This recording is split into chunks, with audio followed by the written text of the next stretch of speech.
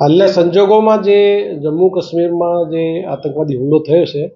એ અનુસંધાને પોલીસ દ્વારા તમામ જે દરિયાઈ વિસ્તારો છે એ વિસ્તારોમાં પોલીસની તમામ ટીમો લગાવી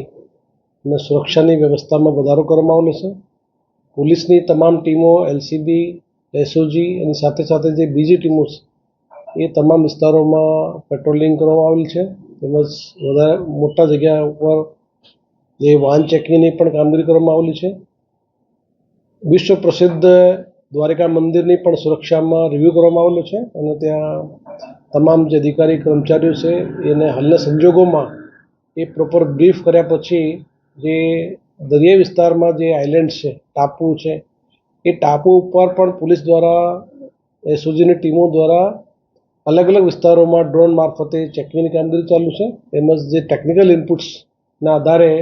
પોલીસ દ્વારા તમામ જે વિસ્તારોમાં લેન્ડિંગ પોઈન્ટ્સ અને બીજા જે દરિયા વિસ્તાર છે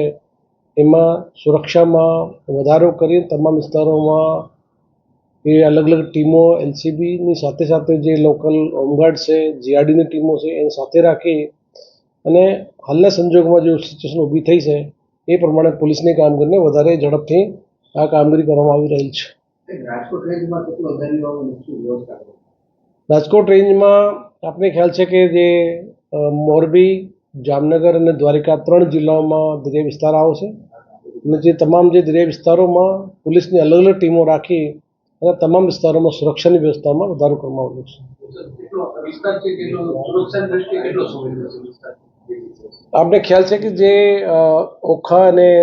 દ્વારિકાથી આપણા જે દુશ્મન દેશ છે એ ખૂબ જ નજીકમાં છે અને એના કારણે અમારા ત્યાં વિસ્તારોમાં પોલીસની જે તમામ ટીમો છે એને ખૂબ જ એલર્ટ મોડ ઉપર મૂકવામાં આવેલી છે.